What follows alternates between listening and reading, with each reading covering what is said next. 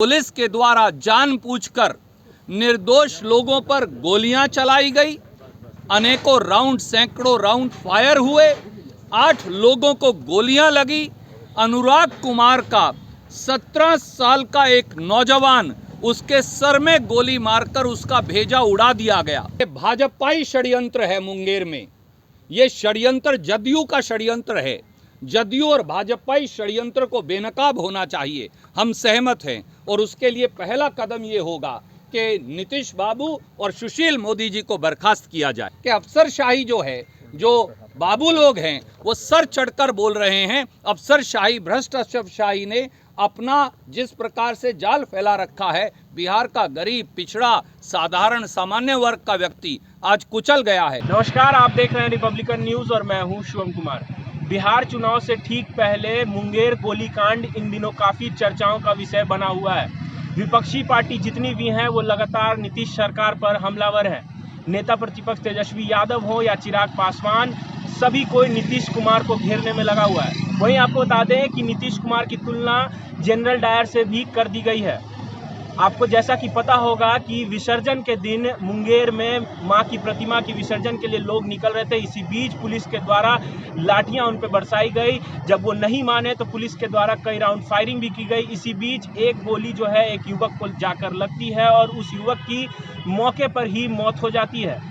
उसके बाद से बिहार की सियासत जो है वो काफ़ी गर्मा गई है। इसी बीच कांग्रेस के प्रतिनिधि मंडल आज पहुंचते हैं राज्यपाल से मिलने राजभवन और ज्ञापन सौंपते हैं। जैसा कि आपको बता दें कि इस कांग्रेस के सीनियर लीडर रणदीप सुरजेवाला भी मौजूद रहते हैं और उनके साथ साथ कांग्रेस के बिहार प्रदेश अध्यक्ष मदन मोहन झा भी मौजूद रहते हैं। जब वो ज्ञापन सौंप कर जब बाहर निकलते हैं तो रणदीप सुरजेवाला का क्या कुछ कहना है, आइए सुनते हैं। मुंगेर लाठी और गोली कांड की व्यापक चर्चा महामहिम राज्यपाल जी से हमने की।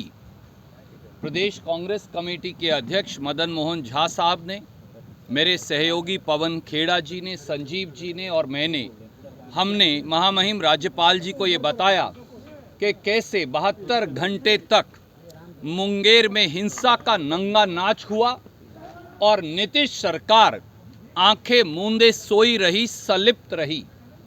हमने महामहिम राज्यपाल जी को ये भी बताया कि दुर्गा माँ के भक्तों को किस प्रकार घेर कर निहत्थे निर्दोष भक्तों को पीटा गया लाठियों से।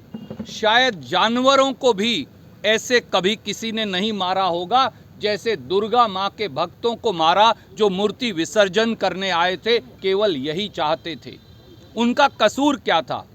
हमने महामहिम राज्यपाल जी को ये भी बताया कि पूरे मुंगेर में हमारी बहनों, बेटियों, माताओं, बुजुर्गों, युवाओं को दौड़ा दौड़ा कर पीटा गया नीतीश कुमार, सुशील मोदी की पुलिस के द्वारा।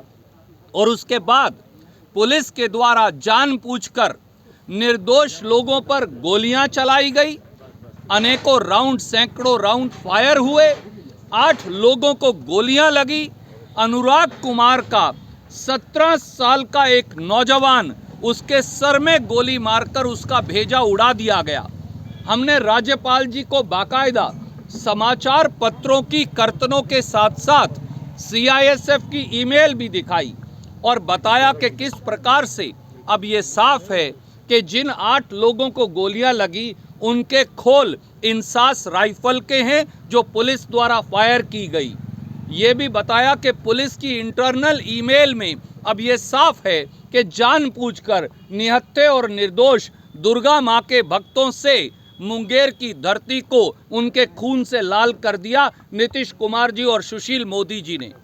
जब यह हिंसा हुई उसके बावजूद कार्यकारी मुख्यमंत्री नीतीश कुमार जी और उप मुख्यमंत्री सुशील मोदी जी बजाय एसपी और डीसी को सस्पेंड कर एफआईआर दर्ज करने के अपने चहेते अधिकारियों को बचाने में लगे रहे, क्योंकि एसपी मुख्यमंत्री नीतीश कुमार जी के सबसे नज़दीक सहयोगी की बेटी हैं और जो कलेक्टर हैं, डिप्टी कमिश्नर हैं, वो डिप्टी चीफ मिनिस्टर के चहेते हैं। उस वजह से हिंसा दोबारा हुई, उपद्रव दोबारा हुआ। हिंसा की हम निंदा करते हैं पर उसका कारण नीतीश कुमार और सुशील मोदी हैं। इसलिए हमने 3 मांगे रखी। पहली मांग, हमने महामहिम राज्यपाल जी को कहा कि नीतीश कुमार और सुशील मोदी को मुख्यमंत्री और उप मुख्यमंत्री पद पर बने रहने का अधिकार नहीं, उन्हें फौरन बर्खास्त किया जाए। दूसरा, अनुराग कुमार के परिवार को 50 लाख रुपये का मुआवजा दिया जाए।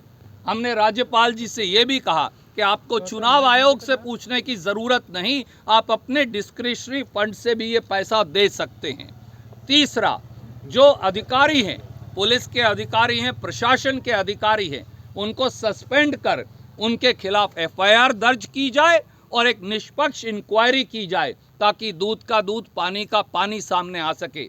महामहिम राज्यपाल जी ने बड़ी उदारता से पंडित मदन मोहन झा जी को, पवन जी को, मुझे, संजीव जी को यह आश्वासन दिया है कि वो संविधान के अनुरूप इन सब मांगों पर विचार करेंगे।